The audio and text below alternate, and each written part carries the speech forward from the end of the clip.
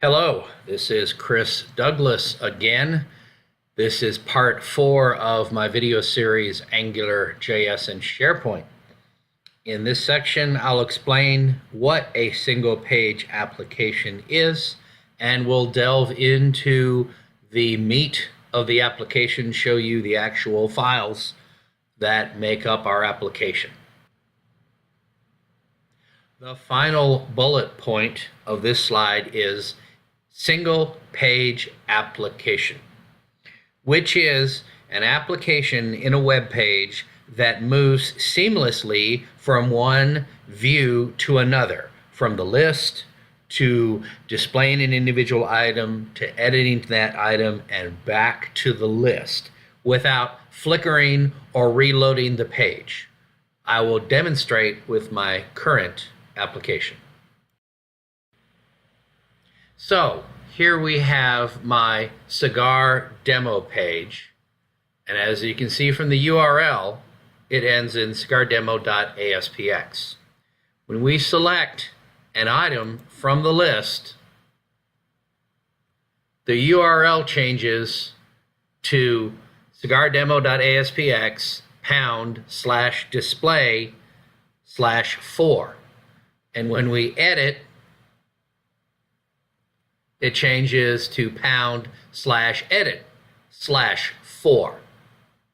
When we cancel, we move back to the main page. And as you notice, at no time is there any flickering or reloading of the page. The manner that this works is the pound symbol that you see up at the top.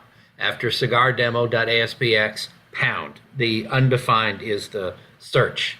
If we were to put in a search criteria,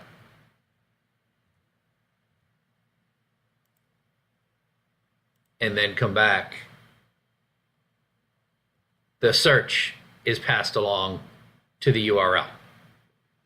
So how does this work? Well, if you remember,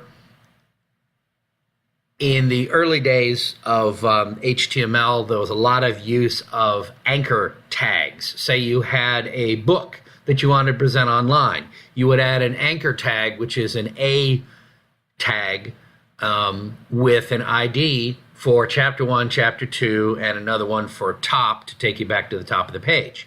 If the user clicks an anchor tag that does not redirect to another page, but instead uses a pound symbol after the .aspx or .html of the page, it will stay on that same page, but simply jump to another point within that web page.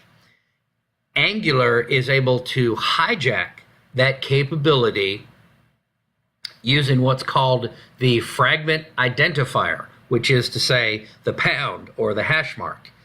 It can capture when the URL uses a pound symbol, and in code using the ng route directive, it can load different pages and different controllers within the application. Thus, we're able to move from the list to the display page for an item, to the edit page for that item, and back to the list seamlessly. And to the user, it looks like the page never changes. And indeed, the cigardemo.aspx page never reloads. So for example, if you had 2 or 3 single page applications, each in their own content editor web part on this page, every single one of them you could click and reload within the area of that web part and not change any of the other web parts on the page. This is the beauty of a single page application. When we get into the code, I'll explain how the route process works. In this next slide, we see all of the components from AngularJS that comprise our application.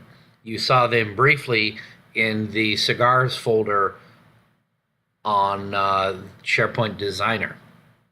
Cigars.html is the main page. This is the frame in which everything else occurs. What's interesting about working with Angular as opposed to other forms of JavaScript, if you had, say, 10 HTML files and each one had a separate JS file, you would need to include references on every single HTML file for not only the JS file that's behind it, but any libraries that that JS file consumes. And it gets kind of messy. In AngularJS, only your primary homepage has to have any script references or any CSS references. All of the HTML files that are child files, such as list, display, and edit, those are simply going to have a table tag or a div tag. They're not even a full-fledged web page with HTML tags and body tags and anything like that. They're all components that fit inside of the parent page, and all of your references can be made in the parent page, which is quite convenient. Cigars.js is the JavaScript file that supports Cigars.html.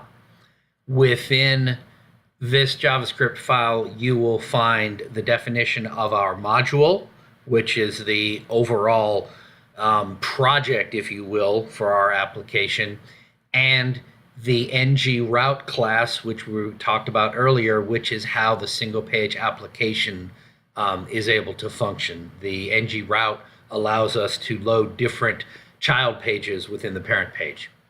List.html is the web page that displays everything when you're looking at the list, when you're doing a search, and so on.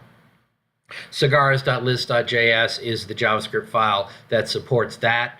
That is how it populates the list collection, and there is a list controller associated with that page. Display and edit are how we show the item itself when you're looking at a single item. New items are using the edit page, since all the form is exactly the same. We just simply don't populate it. Cigars.item.js is the file that supports both of those pages. It contains the list controller, and that manages everything that involves pulling an individual item from a SharePoint list and saving that item. I'm going to go ahead and end this part because my video is starting to run long, and I want to start the code at the beginning of part 5 rather than at the end of a video. One more thing I wanted to say about the single page application. When you're using a single page application, all of your interaction is occurring on the client side. If we had a ASPX application, an ASP.NET application, you would be going to and from the server every single time you loaded another page. And depending on your network connectivity, that could be a serious lag, routing back and forth to the server just to load another page. With Angular, we're not leaving the client. We only go to the server once to load our HTML and our JavaScript, and that's it. Once it's pulled into the client, all of the interactions, all of the back and forth between those various child pages within the application, we never have to go back to the server. Now, if we're talking to a database or we're talking to a SharePoint list, of course, that's a callback to the server. But the pages themselves do not require a server loopback, and that's a major advantage of building a AngularJS application, is to save that lag of going back to the server. Just wanted to cover that before we wrapped up this part.